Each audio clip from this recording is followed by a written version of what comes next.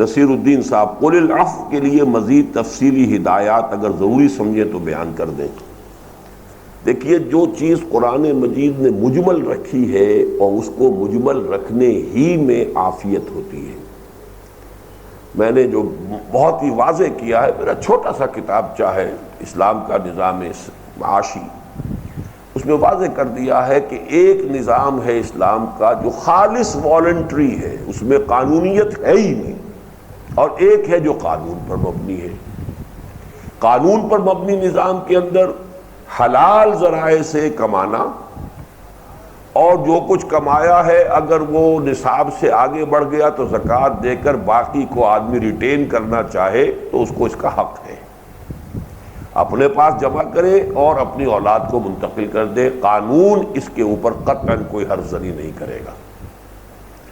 ایک ہے اسلام کا اخلاقی اور روحانی نظام، اس کا تقاضا یہ ہے کہ اپنی ضروریات کو کم سے کم کرو اور گراؤ، نیچے لاؤ، اپنے سٹینڈرڈ آف لیونگ کو کم سے کم رکھو، اور ضروریات کے دائرے کو کم سے کم کرتے ہوئے جو بھی زائد ضرورت ہو اسے اللہ کے راستے میں دے دو۔ اس کو اب چھوڑ دیا گیا ہے ایک شخص کی اپنی subjective feeling per.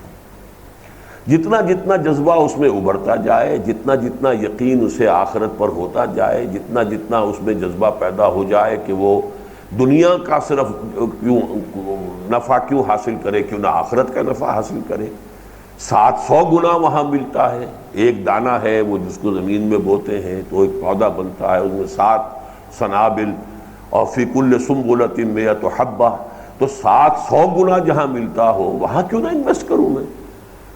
Y to settle for لیس؟ تو یہ پھر لیکن یہ سب کچھ ہوگا والنٹری۔ اور میں نے شاید کہیں ابھی حال ہی میں کہا ہے کہ حضور کی سیرت مطہرہ میں جو بہت سے پہلو ایسے ہوتے ہیں کہ جن میں آدمی بھوچکا رہ جاتا ہے کہ واقعتاً جیسے کہ کوئی انسان بہت اونچی کسی لاٹ کو دیکھ رہا ہو اور اپنی ٹوپی گرنے کا اندیشہ ہو، اس طرح کی کیفیات ہوتی ہیں۔ جن ایسپیکٹ سے ان میں سے ایک یہ بھی ہے کہ آپ نے انتہائی اہم انقلابی جد و جہد میں بھی اس معاملے میں کہیں جبر کا پہلو نہیں آنے دیا۔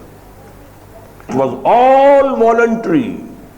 کوئی چند کھجوریں لا کے ڈھیر میں ڈال گیا وہ بھی قبول، کسی نے سارا گھر سے اپنا وہ جھاڑو پھیر کر سب کچھ جمع کر دیا وہ بھی قبول، کسی نے آدھا ڈال دیا وہ بھی قبول۔ اب حضرت اگرچہ مقدار کے اعتبار سے جتنا کچھ کے پیش کیا ہے حضرت عثمان نے شاید اتنا کسی کا بھی نہ ہو، لیکن یہ کہ ان کی ٹوٹل جو ان کی ملکیت اس وقت تھی، املاک تھی، اس میں اس کی کیا نسبت تھی وہ معلوم نہیں ہے، لیکن یہ کہ بہرحال اس پر بھی اللہ کے حضور نے انتہائی حوصلہ افزائی کا معاملہ کیا۔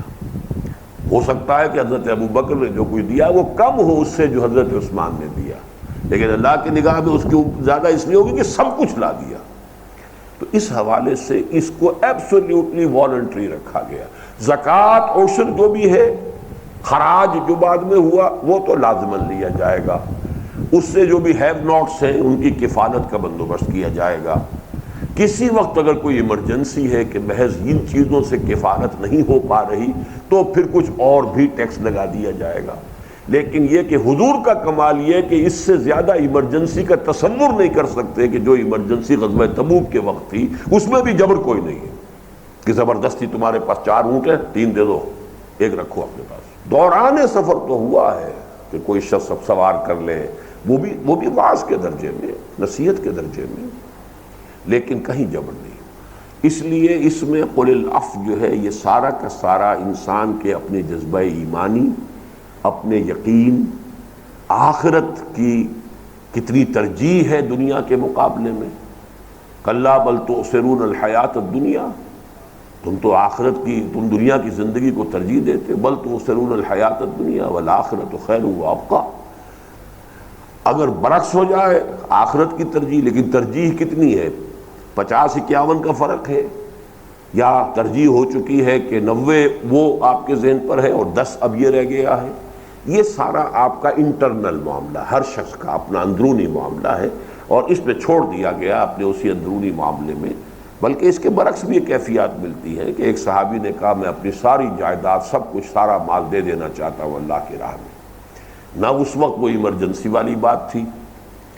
حضرت طلحہ انصاری تھے رضی اللہ تعالیٰ عنہ، حضور نے فرمایا کہ نہیں، ٹھیک نہیں ہے یہ بات کہ تم اپنے وارثوں کو فقیر بنا کر چھوڑ جاؤ۔ انہوں نے عرض کیا اچھا حضور پھر میں آدھا سارا دے دیتا ہوں، آدھا میرے وارثوں کے لیے رہ جائے۔ فرمایا نہیں، یہ بھی بہت زیادہ ہے۔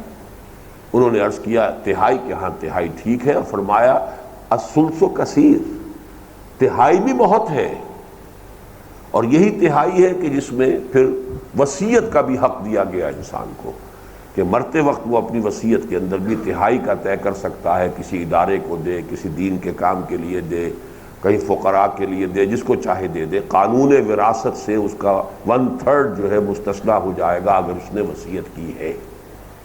وہی 1/3 آپ نے گویا، اس سے ہم کیا نتیجہ نکالیں گے کہ انسان اگر کسی وقت اپنا سب کچھ دینا چاہے تو اب ایک تو یہ کہ اس پر ڈیپینڈ کرے گا کہ وہ انسان کون سا ہے، وہ ابو بکر ہے یا طلحہ ہے، اور فرق تو ابو بکر اور طلحہ میں بھی ہوگا نا، سارے صحابہ بھی تو برابر نہیں ہے نا۔